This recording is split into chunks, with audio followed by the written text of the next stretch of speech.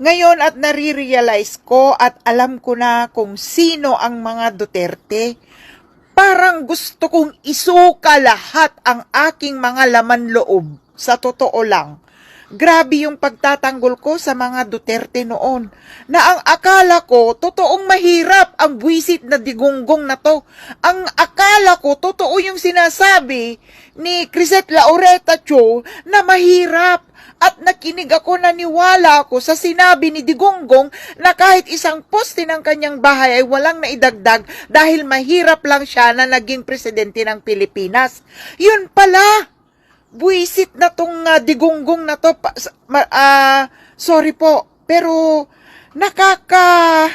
pagmura ka na sa sobrang pagsisisi na sinuportahan mo ang isang jablo na ang akala ko matinong tao, na mabuting tao, yun pala sila ang nagiging anay at salot sa bansang Pilipinas. Sinira nila, sila pala ang kanser, silent cancer, na hindi natin alam na may cancer na pala ang Pilipinas dahil dito sa mga Duterte.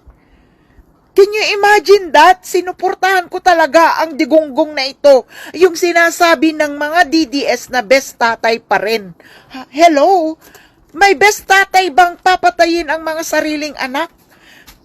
Sis, may best tatay ba na iniwan ang mga anak, ipinagpalit ang pamilya sa ibang babae? Yun ba ang best tatay para sa inyo, mga DDS? Hindi. Hindi siya best tatay, best killer, best actor ang dapat na title ni Rodrigo Roa Duterte. Naniwala ako noon, ako lang ang presidente na walang naidagdag kahit isang poste sa aking bahay. Yun pala, 150 million ang bayad niya kay Kaufman buwan-buwan. Isang taon na siyang mahigit sa dahig. Plus, isipin ninyo ito, si Sara Duterte nag-hire ng 16 na lawyers. Ang acceptance fee ng mga abogadong ito ay 20 million pesos. Saan sila kumukuha ng pera? Mahirap ba ang mga yan? Mahirap ba itong si Crisette Laureta Cho pa? Nag-collect ng pera ng mga OFW, pambili ng Rolex daw ni Digonggong dahil mahirap lang daw si Duterte. Yung 150 million parang candy lang kay Duterte. Naku, Diyos ko, gusto kong isuka lahat ng laman loob ko dahil sa pagsuporta ko kay Duterte, sa totoo. Alam niyo mga kababayan, sa totoo lang po, ang dami kong nakikitang mga content ng mga dating DDS na nagpapahayag po ng kanilang pagsisisi sa pagsuporta kay Duterte. Ngayong nalaman po nila yung mga dating ginawa na mali, masama ni Duterte at ng kanyang mga alipores ng kanilang kampo. So marami na po nagsasalita at sa tingin ko, dapat po tayo magsalita lahat, lalo-lalo na yung mga sumuporta. Kung kayo po ay namulat, nagising na at nakita nyo yung mga mali, mga pagkakamali, masamang ginawa ni Duterte at ng kanyang kampo, ng mga kampo niya, dapat po magsalita kayo para marami pa po ang magising sa katotohanan nang makarealize po sila. Dahil kung mananahimik po kayo, lalo-lalo na yung mga ex-DDS, baka po hanggang ngayon bulag pa rin yung mga natitirang DDS, mga kababayan. Ako, 2016 pa lang, alam ko na po yung mga red flag ni Duterte. Kaya po hindi ko yan sinuportahan. Kasi noon, nabalitaan naman po natin yan pare-pareho na na-diagnose po siya na meron po siyang antisocial narcissistic personality disorder. Tignan niyo po yung mga symptoms at saka yung mga behavior ng antisocial narcissistic personality disorder sa Google. I-search nyo po at makikita nyo ganun-ganun si Duterte. Yung walang remorse, walang pakialam sa feelings ng ibang tao, yung sinungaling, paulit-ulit na nagsisinungaling, tapos pag nabuking, hindi nakakaramdam ng hiya or guilt, no? Kagaya nung ginawa niya kay De Lima. Yung ginawa nila kay De Lima, pinakulong, gamit ang mga kasinungalingan at gawa-gawang kaso, tapos nung nabuking, na inosente si De Lima, hindi nag-sorry, hindi nahiya. Parang proud pa siya sa ginawa niya kay De Lima. At yung na-detect sa kanya, no, yung diagnosis sa kanya na antisocial narcissistic personality disorder, yun po yung reason kung bakit naanal at naghiwalay silang mag-asawa. Yung nabasa ko kasi, womanizer, babaero si Duterte, yun po yung nirereklamo nung naunang asawa ni Duterte. At talaga pong kung ikaw bilang asawang babae at nakakaranas ka ng ganun, tapos yung asawa mo walang remorse, no? Na mumukha pang siya yung tama, mahirap po yan. Talagang hindi ka tatagal. Mararamdaman mo na naaabuso ka. Physically siguro, mentally siguro, emotionally siguro, no? Mga kababayan. Kaya yun, hiniwalayan.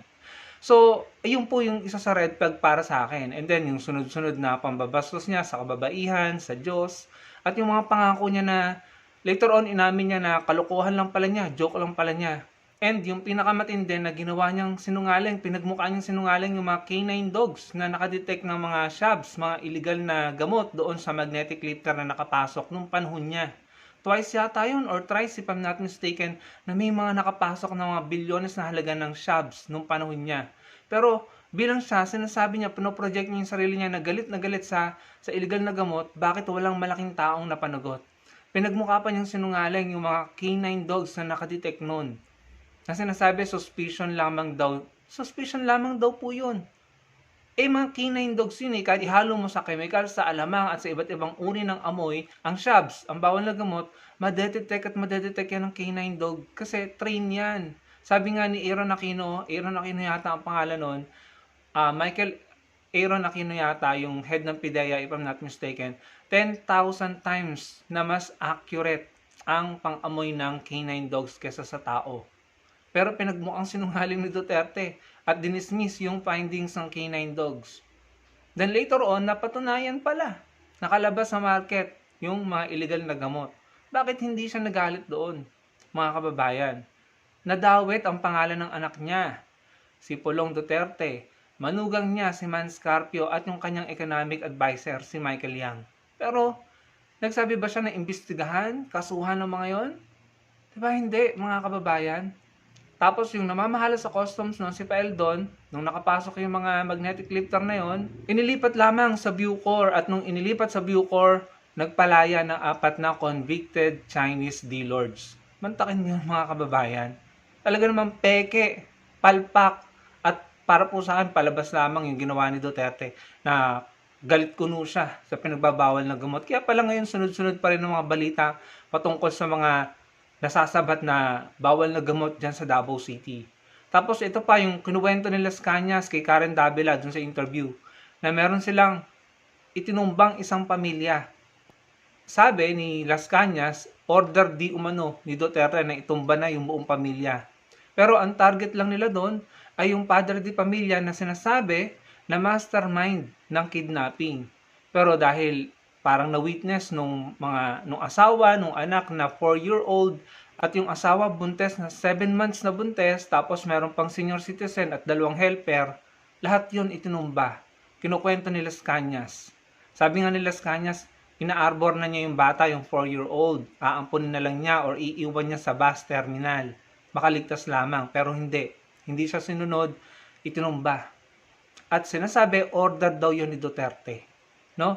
It's yet to be proven sa ICC. Alam ko, isinama yung kaso niya sa ICC. Pero si Las Cañas, with his testimonies na consistent sa date, sa time, sa place, malakas po ang aking paniniwala na mapapatunayan niyan. Dahil may mga kamag-anak naman yun Pamilya Patahasa, yata yung pangalan. Pamilya Patahasa. I-search nyo po sa Google yung interview ni Las Cañas at saka yung balitang yan. 2017 yan, if I'm not mistaken. So, yun po ilan lamang sa mga red flag at talagang mga malagim na talagang nakakakilabot na mga bagay patungkol po kay Duterte at sa kampo niya. Sa kanila, sa kubol nila, na talagang mapapaisip ka. At marami na po talagang nakarealize at napaisip. Nagkamali sila ng pagsuporta. Again mga kababayan, i-search nyo po, si Duterte po ay na-diagnose na merong antisocial narcissistic personality disorder. Hanapin niyo po ang mga simptomas noon at lahat ng yun makikita niyo po kay Duterte. Manipulator, gusto yung sa kanya yung attention, sinungaling, walang remorse, hindi marunong mahiya at hindi marunong mag-guilty kahit alam niya na nakagawa siya ng mali at nagsinungaling siya. Wala siyang pakialam sa feelings ng iba. Napakadelikado po ng ganyang uri ng pinuno. And nakita naman po natin, disaster ang kinalabasan ng administrasyon ni Duterte.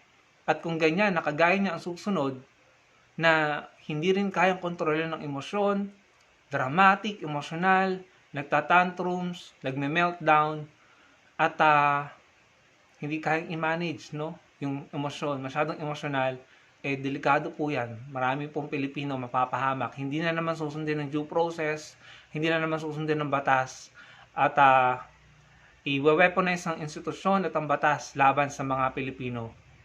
Nakita nyo yung kinuwento nila sa Cañas na inilagay nila yung batas sa kamay nila eh.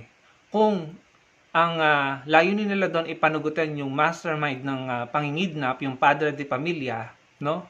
Dapat kinasuhan at pinatunayang guilty at ikinulong. Kung gusto nilang itumba nila, pero kailangan nilang patunayan muna na guilty.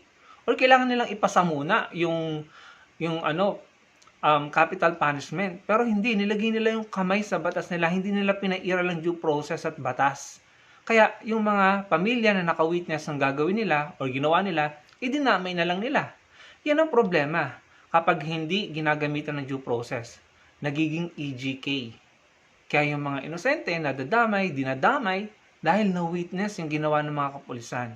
Yun po ang problema sa ganong uri ng pamamahala kapag may ganyang uri ng behavior, character or characteristic ang namamahala. Na walang respeto sa due process at sa human rights, may nadadamay na inosente. Kasi kung gusto nilang panagutin yung mastermind, dun sa kinukwento nila sa Cañas, di panagutin nila, hulihin nila, ikulong. Pero dahil gusto nila na itumba na, panagutin na, nang hindi dumadaan sa proseso ng batas, sa due process, may mga inosenteng nadamay. Mas marami pa yung nadamay. So wala na silang pagkakaiba sa mga kriminal.